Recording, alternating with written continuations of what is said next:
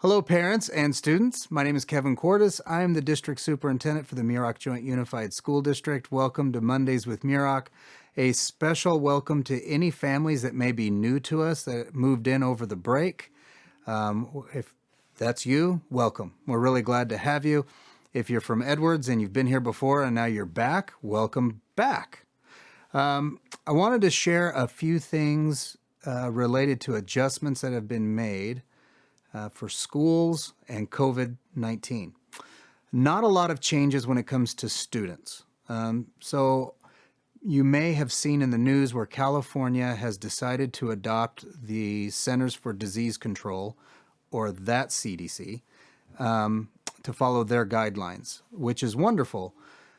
Then over the next course of a few days, more adjustments were made to that statement. So ultimately, at the end of the day, what has happened, although California is going to follow the CDC guidelines, when it comes to schools and specifically your students, we are still adhering to the previous guidance that we followed during the first semester, which really the big differences for us would have been reducing that quarantine time or the isolation time for someone who tested positive from 10 days down to 5. And we were excited for that, but we are not able to do that as far as we understand right now. Now, maybe more clarification will come out, or maybe there'll be more thought put to it and more adjustments will be made and students will be able to quarantine for a shorter period of time. But for right now, students will still be quarantining and isolating for the times that we have been following. Those timelines will stay the same. A little bit different for staff, for adults, but not for students. So any questions that you have, feel free to reach out to your school site and ask those questions. It is such a nuanced thing to speak on that I'm trying not to get into too much into the details because it really gets into vaccination status. Have you received a booster? Are you booster eligible or not? If it's an exposure, all of their information as well. So just know that we will continue to monitor everything, and I'll give you an update on how things are going here in just a second. But we will continue during the second semester to do everything we did during the first to keep everyone safe. So here's what we've seen since we've come back. We have approximately 100 students right now in the district that are home, either in isolation because they tested positive for COVID or in a quarantine status because they were in direct contact with somebody who did test positive, which is good considering that many school districts throughout the country in the news are shutting down because they don't have enough staff or there are too many people that are out. So far, we've been very blessed, very fortunate that we haven't had to do anything like that. We do not intend to close schools. So I've had some questions about this and I'd like to speak to it for a moment. Ultimately, California is not going to come and shut down schools. Not the legislature, not the governor, not California Department of Public Health, CDHP, not Kern Department of Health or Kern County Superintendent of Schools. Those decisions on whether school districts or schools or classrooms or students, that really falls to the school district. I misspoke for a second there because really when it comes to the people, those guidelines are established. But closing schools, that's left up to the school district.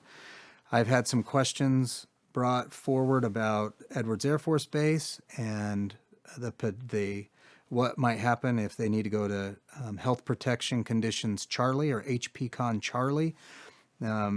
We use a phrase, I use it all the time as well, and it can be confusing. We talk about our base schools, especially for those that are brand new to us by chance.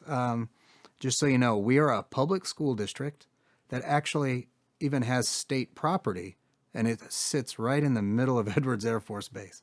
So we do have schools that are on the base or in the middle of the base on state and federal property, but they're not base ran schools, and they're not base schools. So even if we go to HPCon Charlie, provided that people are able to get access into the base, students will still be able to come to school. For families that are living at Edwards, their kids should be able to come to school.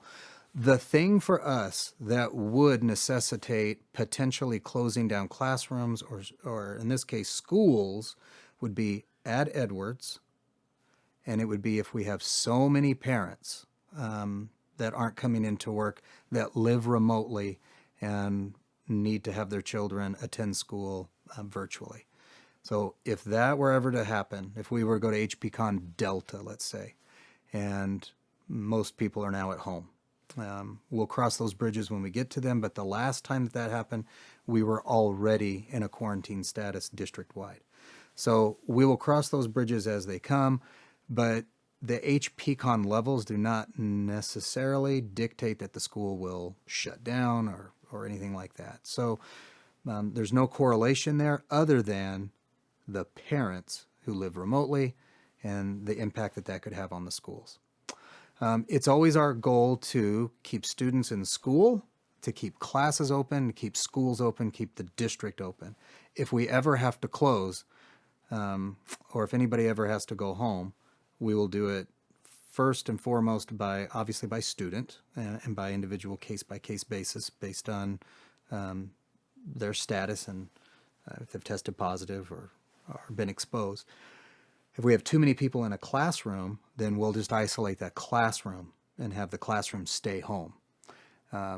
If we have to shut down a school, that doesn't necessarily mean that the whole district has to shut down. We'll isolate it to the school then. And we'll do everything we can to stay in person for as long as we can. Our goal and our intent and everything that I think that we'll be able to do, I think that we'll be able to stay open the rest of the year. I don't see that as a problem. But conditions change all the time. We know this. We're 20 plus months into COVID-19 now, and there's been a lot of things that have happened. So just know we'll do everything we can to keep you in school and to keep you safe while you're there. Sports teams have been impacted by this. We have had to delay some dances at the high school.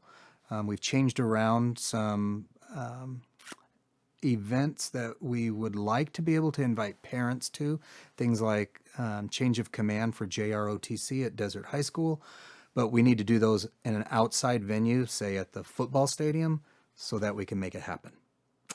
We appreciate everyone and their patience and their understanding in working with us. If we ever have a question, just know that we always err on the side of caution. So if we're not sure if a student should be home or at school, we're going to have them be at home just to keep everyone safe as we possibly can. So that's the latest and the greatest news. For those that are new, we put out a video. We try to do it every single week. The one time that you'll see some exceptions are on breaks. So we didn't send home a special Christmas one before we went to break. But we hope that everyone had a great holiday and we're able to rest up. And we'll get ready for the second semester. So thank you again very much for tuning in and sticking with me on this. Is a little extra longer than normal, but considering the new variant and the way that it is crept in, especially with children, we are seeing more cases. Thankfully, we're seeing what we see in the news. People are reporting the same thing here to us, which is Omicron. It feels like a cold, a really bad cold, some flu-like symptoms. So just remember, if you're ever in question, we would rather that you give us a phone call. Stay home, give us a call. We have an excellent nursing staff. We have phenomenal healthcare professionals in the district that can help you. And we are here to assist in any way that we can. With that, thank you and happy 2022. Bye-bye.